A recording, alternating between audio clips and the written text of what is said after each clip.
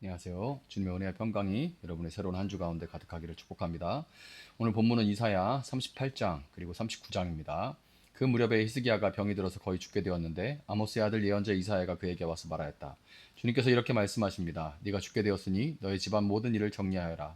네가 다시 회복되지 못할 것이다. 이 말을 듣고서 히스기야는 그의 얼굴을 벽 쪽으로 돌리고 주님께 기도하여 이렇게 아뢰었다. 주님, 주님께 빕니다. 제가 주님 앞에서 진실하게 살아온 것과 온전한 마음으로 순종한 것과 주님께서 보시기에 선한 일 한 것을 기억하여 주십시오. 이렇게 기도하고 나서 히스기야는 한참 동안 흐느껴 울었다. 그때 주님께서 이사야에게 말씀하셨다. 너는 되돌아가서 히스기야에게 일러라. 너의 조상 다윗의 하나님이신 주님께서 이렇게 말씀하신다. 네가 기도하는 소리를 내가 들었고 네가 흘리는 눈물도 내가 보았다. 내가 너의 목숨을 15해 더 연장시키고 너와 이 도성을 아시리아 왕의 손에서 구하고 이 도성을 보호하겠다. 나 주는 약속한 것을 그대로 이룬다. 그 증거를 나 주가 너에게 보여주겠다. 아하스의 해시계에 비친 그림자가 10도 뒤로 물러갈 것이니 해도 내려갔던 데서 10도 올라갈 것이다. 다음은 유다 왕 히스기야가 병이 들었다가 그 병에서 회복된 다음에 읊은 시이다. 나는 한창 나이에 스올의 문으로 들어가는가 싶었다. 남은 여생을 빼앗긴다는 생각도 들었다. 나는 또 이런 생각도 들었다. 내가 다시는 주님을 뵙지 못하겠구나. 사람이 사는 땅에서는 다시는 주님을 뵙지 못하겠구나. 내가 다시는 세상에 사는 사람 가운데서 단 한 사람도 볼 수 없겠구나. 목동이 장막을 거두어서 자리를 옮기듯이 나의 생명도 장막처럼 뜯겨서 옮겨질 것이다. 배 짜는 사람이 배를 다 짜면 배틀에서 배를 거두어서 말듯이 나도 나의 목숨을 다 짠 배처럼 말아야 할 것이다. 주님께서 조만간에 내 목숨을 끊으실 것이다.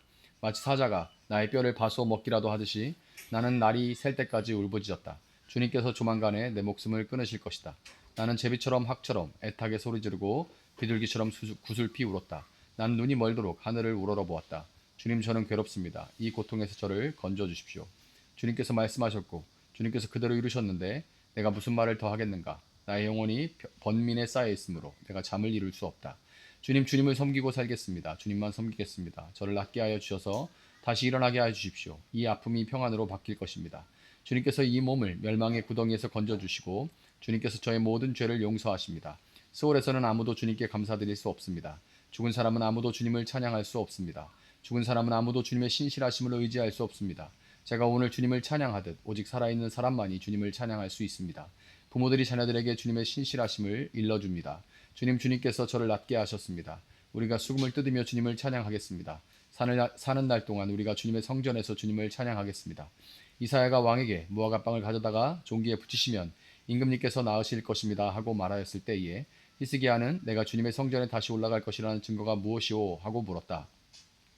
그때에 발라단의 아들 바빌로니아 왕 무로닥 발라단이 히스기야가 병들었다가 나았다는 소식을 듣고서 그에게 친소와 예물을 보내왔다. 히스기야는 그들을 반가이 맞아들이고 보물 창고에 있는 은과 금과 향유와 무기고와 창고 안에 있는 모든 것을 다 보여주었다. 히스기야는 그들에게 궁궐과 나라 안에 있는 것을 하나도 빠짐없이 다 보여주었다. 그때 예언자 이사야가 히스기야 왕에게 와서 물었다. 이 사람들이 무슨 말을 하였습니까? 이 사람들은 어디에서 온 사람들입니까? 히스기야가 대답하였다. 그들은 저 먼 나라 바빌로니아에서 온 사람들이요. 이사야가 또 물었다. 그들이 임금님의 궁궐에서 무엇을 보았습니까?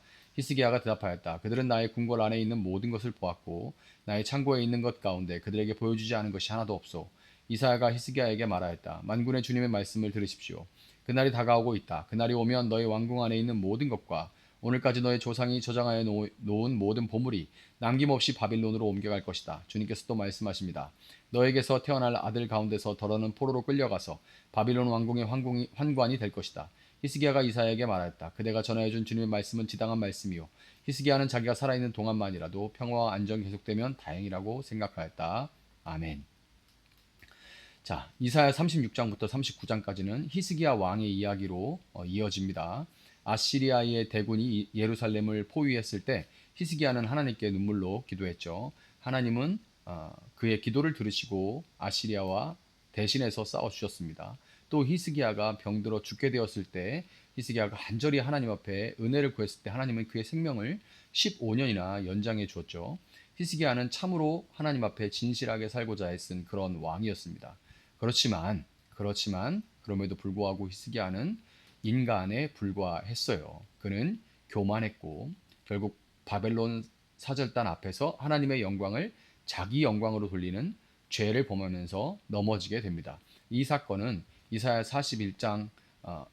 1장부터 39장의 마지막을 장식하면서 곧 닥쳐올 바벨론 포로라는 하나님의 심판을 예고하고 있습니다. 하지만 동시에 이 실패는 새로운 전환점을 열어줘요. 마치 구약과 신약이 연결되듯이 구약이 마치고 구약이 심판으로 말라기에서 마치고 심판이 이제 임마누엘의 약속으로 성취됨으로 이렇게 시작하듯이 이렇게 연결점이 되어줍니다. 자, 이사야 40장부터는 너희의 하나님이 이르시되 너희는 위로하라. 1절에서 이렇게 구원의 선포가 시작이 됩니다. 오늘 본문은 심판과 구원, 인간 왕의 실패와 하나님의 참된 구원이라는 이 구약과 신약처럼 마치 이어지는 이 중요한 연결 다리의 역할을 하고 있는 그런 말씀인 거예요. 우리는 이 말씀 속에서 믿는 자가 어떻게 살아야 하는지, 그리고 참된 왕이신 예수 그리스도께서 왜 오셔야 했는지를 발견하게 됩니다. 히스기야는 왕으로서 참으로 모범적인 삶을 살았죠. 이사야 38장 3절에 하나님 앞에서의 그의 고백에 잘 나타납니다. 주님께 빕니다. 제가 주님 앞에서 진실하게 살아온 것과 온전한 마음으로 순종한 것과 주님께서 보시기에 선한 일을 한 것을 기억하여 주십시오. 자, 믿음의 길은 바로 이런 거다라고 할 수 있는 그런 모습입니다. 평안할 때 주의 목전에서 선하게 행하는 것, 그리고 고난의 때 하나님께 겸손히 은혜를 구하는 것. 이보다 어떻게 신앙생활을 더 잘할 수가 있겠어요. 그렇지만 그의 인생은 완전할 수는 없었습니다. 바벨론 사절단이 찾아왔을 때 그는 하나님께 영광을 돌려드리지 않고 하나님의 영광을 나타내지 않고 자신의 부와 힘, 자신의 공로를 자랑했습니다. 이것은 그가 신실했음에도 결국 인간의 영역에서 벗어나지 못했다는 것을 말해주는 거예요. 히스기야의 실패는 단순히 한 왕의 개인적 실수가 아닙니다. 이스라엘 역사 전체가 보여주는 공통된 반복되는 패턴이죠. 아무리 좋은 왕이라도 완전한 순종과 구원에 이를 수는 없습니다. 심지어 다윗 왕도 그의 실패와 실수와 넘어짐을 성경은 적나라하게 기록하고 있습니다. 그리고 다윗뿐만 아니라 히스기야 또 요시야도 모두 불완전한 왕이었어요. 요시야는 다윗과 히스기야에 비해서도 더 신실한 왕이었습니다. 그렇지만 그는 역사 의식이 없어서 올라오는 이집트를 막아서면서 너무나 안타까운 그런 아쉬운 그런 죽음을 맞이하게 되죠. 자, 이와 같이 이로써 우리는 참된 구원을 위해서 다윗의 자손으로 오실 온전한 왕 메시아를 기다릴 수밖에 없음을 깨닫게 되는 거예요. 이 인간 왕의 실패들을 보면서 이사야 39장이 인간 왕의 실패로 끝났다면 40장은 전혀 다른 메시지로 열립니다. 1절에 제가 말씀드렸죠. 너희는 위로하여라. 나의 백성을 위로하여라. 너희의 하나님께서 말씀하신다.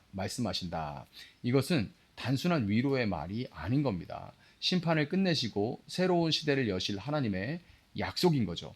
죄가 아무리 크고 인간의 실패가 반복된다고 해도 하나님은 구원의 길을 하나님 스스로 열어가십니다. 이 구원의 시작은 사람의 힘이 아니라 하나님의 주권적인 선언에서 비롯됩니다. 위로하라라는 말은 하나님이 친히 그 백성을 찾아와서 다시 품으신다라는 그런 뜻이에요. 우리가 붙잡는 것은 인간의 성공이 아니라 하나님의 은혜와 위로인 것입니다. 히스기야의 실패는 결국 우리를 예수 그리스도께로 인도해 가요.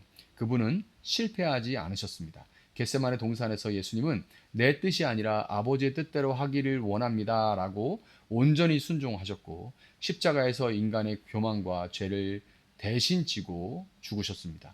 부활하심으로 또한 영원한 승리를 이루셨죠. 히스기야가 실패했기 때문에 그리고 모든 왕이 실패했기 때문에 우리는 예수님을 왕 참된 왕이신 예수님을 바라볼 수밖에 없습니다. 예수님은 하나님의 영광을 절대로 가로채지 않고 오히려 아버지 영광만을 드러내셨습니다. 그는 참된 왕, 완전한 왕으로 우리에게 오신 거예요. 자, 오늘 이런 말씀을 통해서 반복되는 이 메시지를 통해서 우리는 다시 한번 세 가지 교훈을 상기할 수가 있습니다. 먼저 믿음의 삶을 끝까지 붙들어야 된다는 겁니다.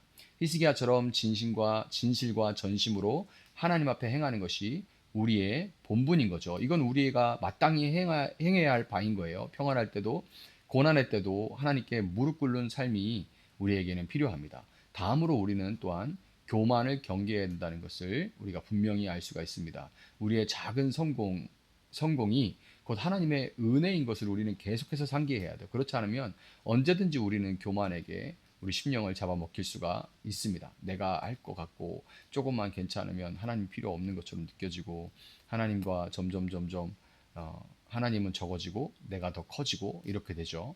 영광은 언제나 그렇기 때문에 하나님께만 우리는 돌려야 합니다. 마지막으로 참된 위로는 그리스도 안에 있다는 것을 우리는 기억해야 됩니다. 인간의 왕은 실패했지만 예수 그리스도는 실패하지 않으셨죠. 우리 인생의 참된 위로, 흔들리지 않는 구원은 오직 예수 그리스도 안에만 있습니다. 이사야 39장 40장은 구약과 신약을 잇는 문과 같다고 말씀을 드렸습니다. 인간 왕의 실패가 끝나고 참된 왕이신 그리스도 예수의 위로와 구원이 시작됩니다. 여러분 우리도 히스기야처럼 때로는 신실하게 살려고 애쓰고 나름 또 신앙생활을 바르게 하기 위해서 애를 쓰지만 그럼에도 불구하고 우리의 연약함으로 인해서 실패하고 넘어지고 무너질 수밖에 없습니다. 그렇지만 낙심하지 않기를 바랍니다. 우리에게는 실패하지 않으신 참된 왕 예수 그리스도께서 세상 끝날까지 우리와 함께 계십니다. 우리의 연약함보다 그분의 강함을, 우리의 작음보다 그분의 크심을, 우리의 미련함보다 그분의 지혜로움을, 우리의 더러움보다 그분의 순결하심을 의지해서 그분 안에서 새로운 위로와 소망을 얻고 이 새날도 히스기야보다 더 나은 왕 같은 제사장으로 이 땅을 살아가며 또한 기도로 믿음으로 다스려가는 여러분 될 수 있기를 예수님의 이름으로 축복합니다. 잠시 기도하겠습니다. 사랑하시는 주님 감사합니다. 이렇게 히스기야의 연약함과 실패로 우리는 이사야의 전반부를 마무리하게 됩니다. 주님, 히스기야는 정말 신실한 왕이었지만 그럼에도 불구하고 그는 온전할 수 없었습니다. 우리가 아무리 애를 써도 우리는 히스기야를 넘어설 수 없는 그런 한계를 지닌 존재입니다. 그럼에도 불구하고 우리의 연약함, 미련함을 인하여서 예수 그리스도께서 참된 왕으로 우리에게 오셨고 예수님을 믿을 때 우리 마음에 예수님께서 오셔서 이제 우리 마음을 예수님께서 다스려 주시고 우리 삶을 예수님께서 다스려 주시는 줄 믿습니다. 예수님께서 우리와 함께 하시고 다스리시기에 우리는 히스기야보다 훨씬 나은 삶을 살아갈 수 있음을 믿습니다.